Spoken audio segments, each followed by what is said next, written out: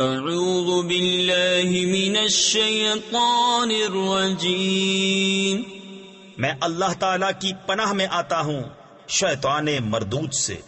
بسم اللہ الرحمن الرحیم، اللہ کے نام سے شروع جو نہایت مہربان رحم والا۔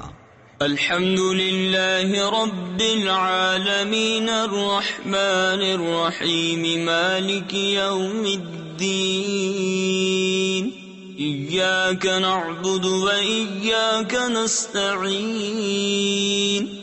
سب خوبیاں اللہ کو جو مالک سارے جہان والوں کا، بہت مہربان رحمت والا، روز جزا کا مالک، ہم تجھی کو پوجیں اور تجھی سے مدد چاہیں۔ تفسیر خزائن العرفان میں ہے، اس میں یہ تعلیم فرمائی کہ مدد بالواسطہ ہو یا بلا واسطہ، ہر طرح اللہ تعالی کے ساتھ خاص ہے۔ حقیقی مددگار وہی ہے، باقی تمام ذرائع مدد الہی کے مظہر ہیں۔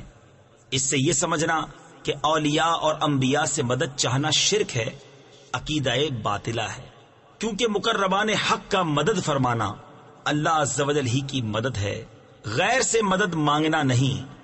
اهدنا الصراط المستقيم صراط الذين أنعمت عليهم غير المغضوب عليهم ولا الضالين۔